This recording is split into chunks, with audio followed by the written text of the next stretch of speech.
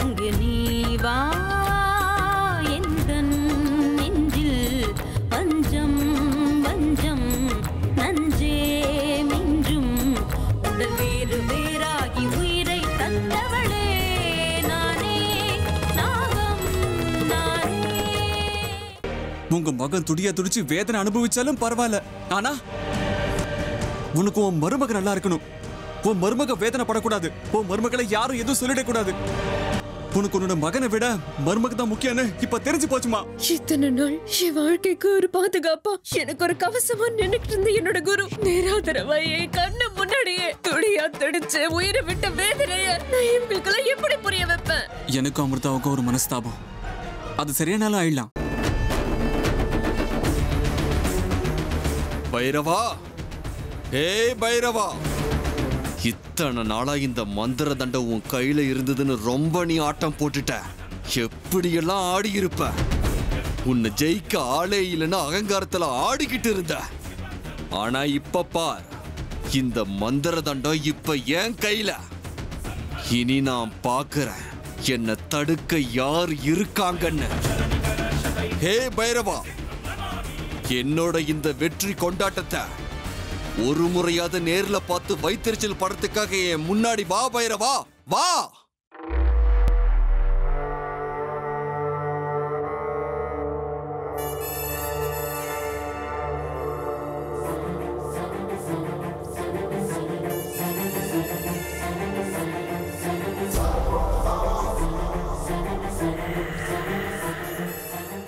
என்ன இது? இதுக்குள்ள ஏதோ புதுசா சக்தி வந்து சேர்ந்த மாதிரி இருக்கு. அது என்னவா இருக்கும்? அது எதுவா இருந்தாலும் என் கண்ணு முன்னாடி வந்து நிக்கணும். ஜெய் மகாருத்ரா.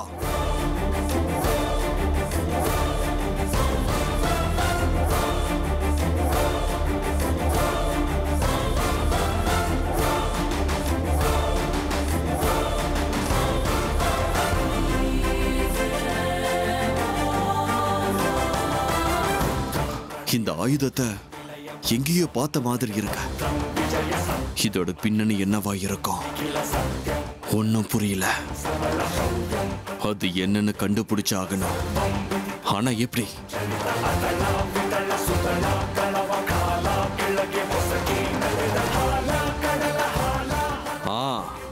யக்ஷா, யக்ஷனை இப்பவே வர வைக்கிறேன்.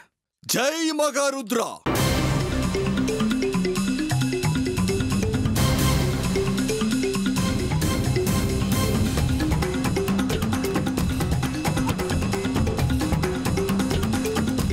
ஓம் யக்ஷாய நமக, ஓம் யக்ஷாய நமக, ஓம் யக்ஷாய நமக.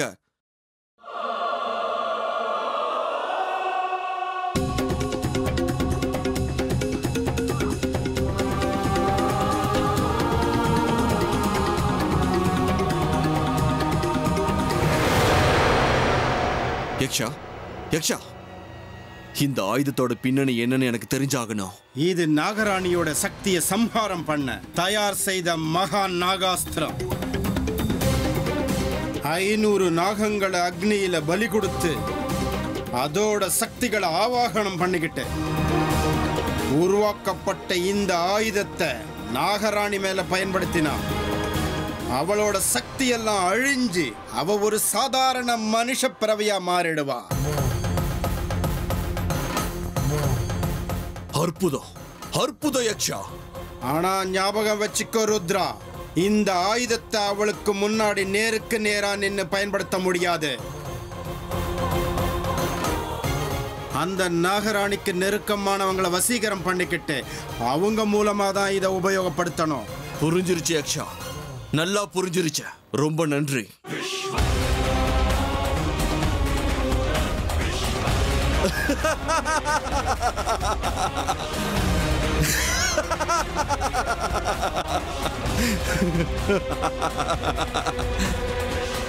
நாகராணி,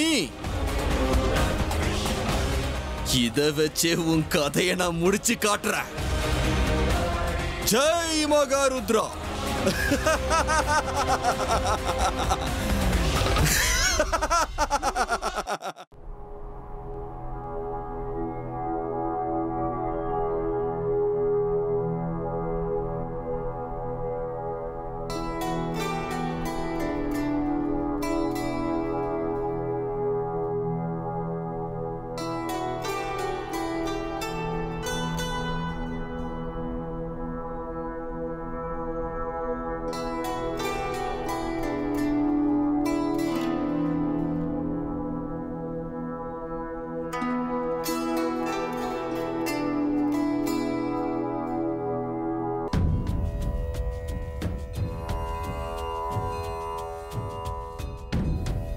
மன்னிச்சிருங்க பாட்டி. அர்ஜுன், எதுக்குடா அழற? கைய விடு. என்னப்பா இது? நீ எதுக்கு என்கிட்ட மன்னிப்பு கேட்கணும்? எனக்கு தெரியும் பாட்டி. இன்னைக்கு அமிர்தோட நடவடிக்கையால உங்க மனசு ரொம்ப வேதனைப்பட்டிருக்கும். இது வரைக்கும் இந்த வீட்டுல யாருமே உங்க முன்னாடி நின்று அந்த மாதிரி பேசினதே இல்லை. அவங்க சார்பா நான் உங்ககிட்ட மன்னிப்பு கேட்டுக்கிறேன். இனிமே இந்த மாதிரி நடக்கவே நடக்காது. சரியான பைத்தியம்டா நீ. அவ ஏதோ முட்டாள்தனமா நடந்துகிட்டா, அதுக்கு நீ என்கிட்ட மன்னிப்பு கேட்கணுமா? நீ யாரு? இந்த வீட்டு இளவரசன்டா. நீ எப்படிப்பட்டவ, உன் மனசு எப்படிப்பட்டதுன்னு எனக்கு தெரியாதா அர்ஜுன்? யாரோ செஞ்ச தப்புக்கு நீ எதுக்கு இப்படி வருத்தப்படுற? உன்னையே என்கிட்ட வந்து மன்னிப்பு கேட்க வச்சாலே அந்த அமிர்தா, அவளை நான் சும்மா விட மாட்டேன். சரியான பாடம் கத்து கொடுக்கறேன். வேண்டாம் பாட்டி, இந்த விஷயத்தை இப்படியே விட்டுடலாம். அதை பத்தியெல்லாம் பேசி இனிமே எந்த பிரயோஜனமும் இல்லை. அவளுக்கு எப்படி வேணுமோ அப்படியே இருந்துக்கிட்டோம். அவங்க சகவாசமே வேண்டாம். நம்ம பாட்டுக்கு நம்ம இருந்துக்கலாம். தேவையில்லாம இந்த சண்டை, மனஸ்தாபம் இது எல்லாத்தையும் பார்த்து ஏற்கனவே நான் வெறுத்து போயிட்டேன். என்ன அர்ஜுன், சண்டை மனஸ்தாபம்லாம் பேசிட்டு இருக்க? யார பத்தி?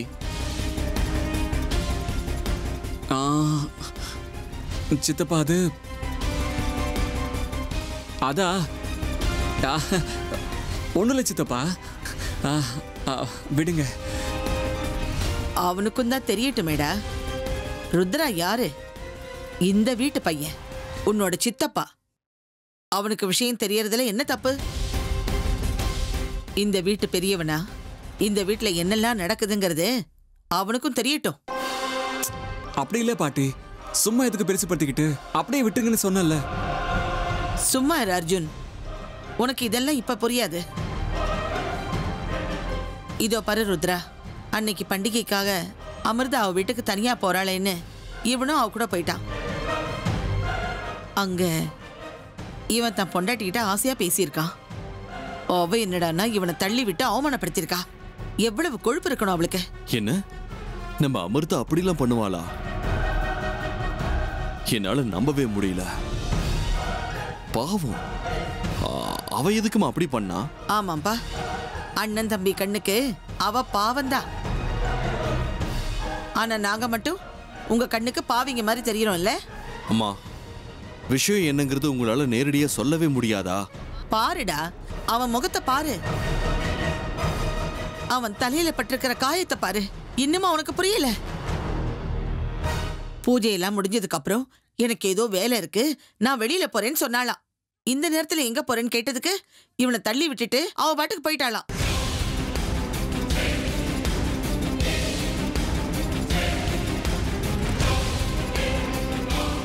நான் தெரியாம தான் கேக்குறேன். நீங்கள்லாம் ஆம்பளைங்க, நேரங்கட்ட நேரத்துக்கு போவீங்க. அவ பொம்பளை பொண்ணு, அந்த நேரத்துக்கு வெளியே போறான்னா அப்படி என்னடா பெரிய வேலை இருக்கும்? அப்படியே அர்ஜுன், பாட்டி சொல்றதுல உண்மையா? அது சித்தப்பா. அர்ஜுன், என்கிட்ட சுத்தி வளைச்சு பேசாத. பாட்டி சொல்றது உண்மையா? ஆமா சித்தப்பா, என்னமோ முக்கியமான வேலை இருக்குன்னு சொல்லிட்டு வெளியில போனாங்க.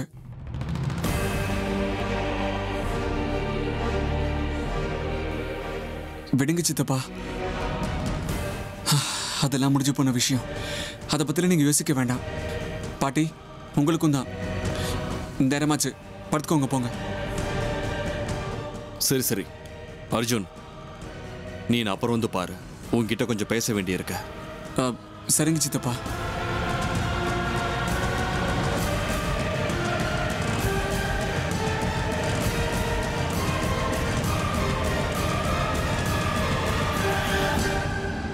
ஏங்க, அர்ஜுன் சொல்றதுலயும் ஒரு அர்த்தம் இருக்குல்ல. பின்ன எதுக்காக நம்ம அமிர்தா அர்ஜுன் கிட்ட அவ்வளோ கடினமா நடந்துகிட்டா?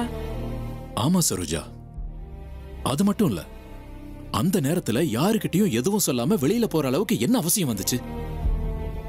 அதுக்கப்புறம் அர்ஜுன் ஏன் தனியா வீட்டுக்கு வந்தாரு? அதுக்கப்புறம் அமிர்தா கோவமா லேட்டா வீட்டுக்கு வந்தா. அவ எங்க போயிருந்தா? இந்த மாதிரி நடந்துக்க வேண்டிய அவசியமோ தேவையோ அவளுக்கு என்ன இருக்கு? இல்ல சரோஜா, இந்த தடவை அர்ஜுன் மேல எந்த தப்பும் இல்லைன்னு எனக்கு தோணுது. ஆமாங்க, நம்ம அமிர்தா தான் கொஞ்சம் ஓவரா பேசிட்டா. நானும் இத்தனை நாளா அதை தானே சொல்லிட்டு வரேன். அந்த பொண்ணோட பழக்க வழக்கம்லாம் விசித்திரமா இருக்கு. அது சாதாரணமான பொண்ணு கிடையாது. அவகிட்ட இருந்து விலகிருங்கன்னு சொல்லிட்டு தான் இருக்கேன். ஆனா யாரும் என்ன புரிஞ்சுக்க மாட்டேங்கிறீங்களே. சித்தப்பா, நீங்க என்ன பேச்சு பேசுறீங்க?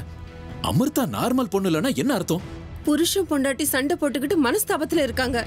அதுக்கு என்ன காரணமா இருக்கும்னு நாங்க 2 பேரும் இங்க மண்டையை போட்டு உடைச்சிட்டு இருக்கோம். நீங்க என்னடான்னு சம்மந்தமே இல்லாம பேசுறீங்க. இப்படி எல்லாம் பேசாதீங்க மாமா. நான் சம்பந்தமே இல்லாம என்னென்னமோ பேசுறேன்னு உங்களுக்கு இப்ப தோணலாம். ஆனா கொஞ்ச நாள் டைம் கொடுங்க. நான் என்ன பேசுறேன், எதுக்காக இப்படி பேசுறேன்னு உங்களுக்கு கொஞ்ச நாள்ல டீட்டெயிலா புரிய வைக்கிறேன். அவளை பத்தி எனக்கு நல்லா தெரிஞ்சிருந்தோம் உங்ககிட்ட இத்தனை நாளா ஏன் சொல்ல முடியலன்னு கொஞ்ச நாளே உங்களுக்கு புரிய வைக்கிறேன். பொறுமையா இருங்க. ஏங்க, மாமா என்ன சொல்லிட்டு போனாரு? எந்த உண்மையை பத்தி பேசிட்டு போறாரு? என்னமோ இவரு பேசுறது சில நேரத்துல அவருக்கே புரிய மாட்டேங்குது சரோஜா. அவர் பேச்சை எல்லாம் புரிஞ்சுக்கிறதுக்கு அந்த பிரம்மனே வந்தாலும் முடியாது.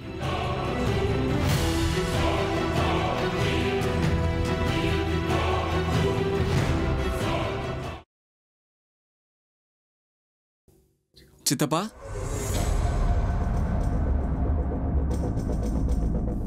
சொல்லுங்க சித்தப்பா.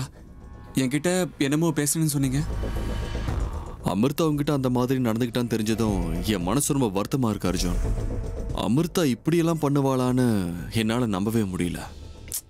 சித்தப்பா, இப்ப இந்த பேச்சு தேவையா? தேவை அர்ஜுன். இத பாரு, உங்க அப்பா இப்ப ஊர்ல இல்ல. இந்த நேரத்துல உங்க அப்பா இடத்துல இருந்து உன்னை பாத்துக்கிற பொறுப்பு என்கிட்ட தான் இருக்க. சொந்த மகனோட மனசு வருத்தமா இருக்குன்னு தெரிஞ்சு எந்த அப்பனால சும்மா இருக்க முடியும்னு சொல்லு. சித்தப்பா,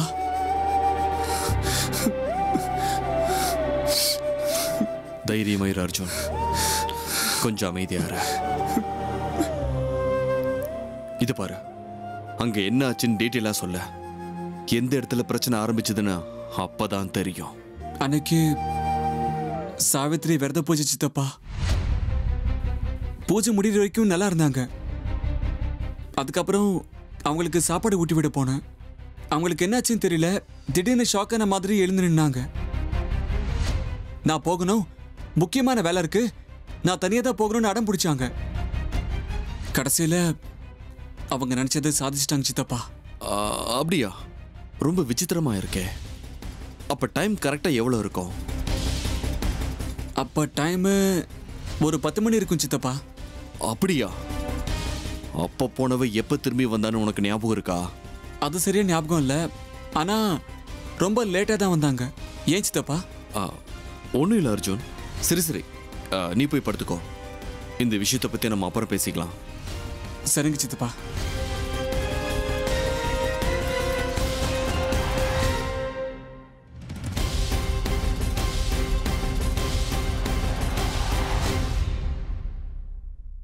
அந்த டைமுக்கு வெளியில போய் வீட்டுக்கு லேட்டா திரும்பி வர அளவுக்கு அமிர்தாக்கு அப்படி என்ன வேலை இருக்கும்? இல்ல விசித்திரமா இருக்கே.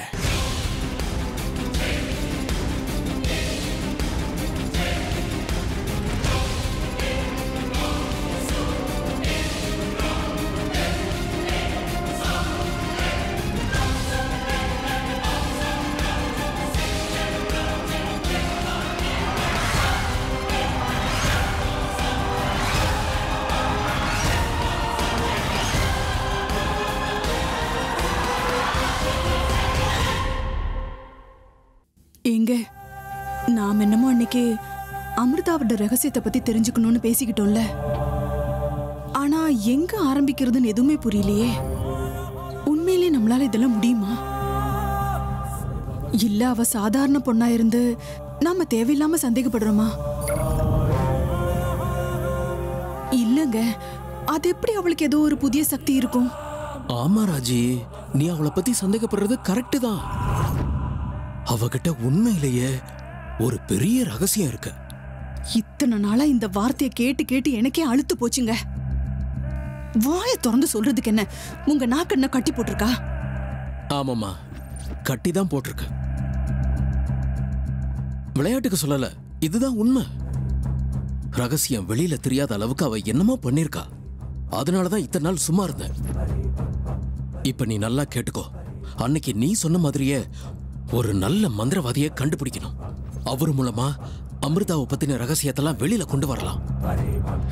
என் வாயை கட்டி போட்டு அவளோட ரகசியத்தெல்லாம் மூடி மறைக்கணுங்கிற எண்ணத்துக்கு சரியான பதிலடி கொடுக்கணும். இனிமே சும்மா இருக்க முடியாது. அவளை இந்த வீட்டில இருந்து மட்டும் இல்ல, இந்த உலகத்தை விட்டு வெளியில அனுப்பணும். செஞ்சு காட்டுறேன் பாரு.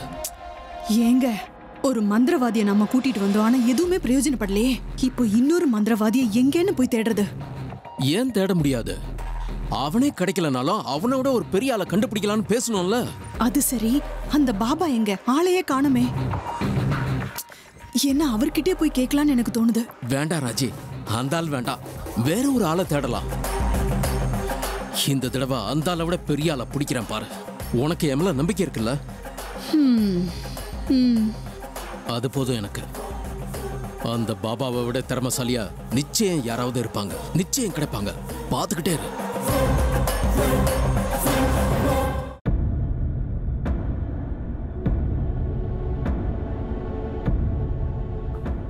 அமிர்தா, எப்படிமா இருக்க? நான் நல்லா இருக்கேன் சின்ன மாமா. அது சரி, உன்னை பத்தியும் அர்ஜுனை பத்தியும் சில விஷயங்கள் கேள்விப்பட்டேன். உங்க அம்மா வீட்டுக்கு பண்டிகை கொண்டாட போயிட்டு வரும்போது சண்டை போட்டுக்கிட்டு வந்தீங்களாமே, என்னம்மா ஆச்சு? இங்க பாருமா, பர்சனல் விஷயத்துல மூக்க நுழைக்கிறேன்னு தப்பா மட்டும் நினைச்சுக்காத. இப்ப அண்ணனும் ஊர்ல இல்ல. அவரோட ஸ்தானத்துல இருந்து பசங்களுக்கு என்ன பிரச்சனைன்னு தெரிஞ்சுக்கிட்டு அதை சரி பண்ணலான்னு நினைக்கிறேன், அவ்வளவுதான். அப்போ அர்ஜுன் வந்து ரொம்ப வருத்தப்பட்டான். உமுகத்திலேயும் வருத்தம் தெரியுது. என்னம்மா ஆச்சு? அர்ஜுன் உன்னை ஏதாவது கஷ்டப்படுத்திட்டானா? அப்படி இருந்தா சொல்லு, நான் இப்பயே அவனை கூப்பிட்டு அட்வைஸ் பண்றேன். அப்படிலாம் ஒன்றும் இல்லை மாமா. அன்னைக்கு நான் ஒரு முக்கியமான வேலை இருந்துச்சுன்னு கிளம்புனேன். அவர் போகக்கூடாதுன்னு என்னை தடுத்தாரு. நானும் கொஞ்சம் பொறுமையை இழந்து நடந்துக்கிட்டேன். அதுக்கப்புறம் பேச்சு மேல பேச்சு வந்து 2 பேருக்குள்ள சண்டையாயிடுச்சு. மத்தபடி எதுவும் இல்லை. நீங்க ஒன்றும் கவலைப்படாதீங்க சின்ன மாமா. முக்கியமான வேலையா? அது என்னமா அப்படிப்பட்ட முக்கியமான வேலை?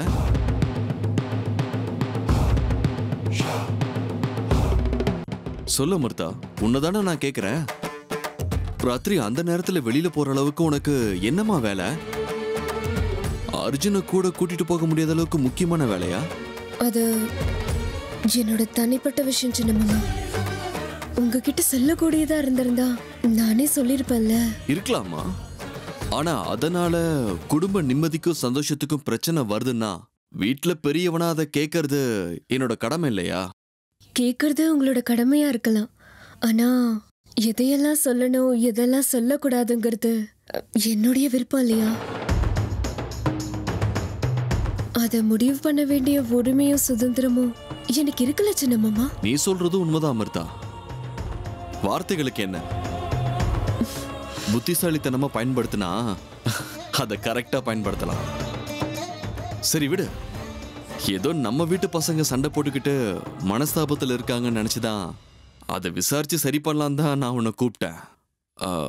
மற்றபடி வேற ஒன்றும் இல்லைம்மா. சரி, நேரம் ஆயிடுச்சு, நீ போய் படுத்துக்கோ. சரிங்க சின்ன மாமா.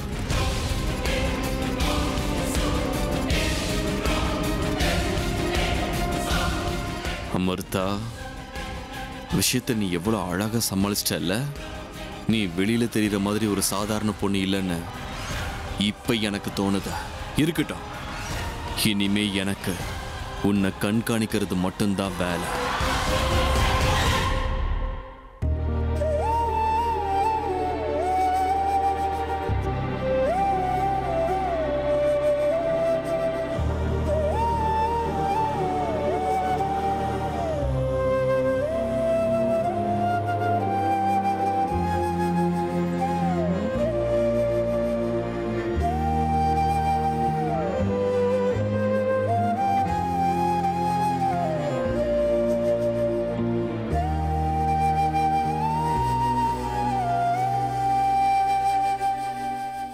அர்ஜுன் அது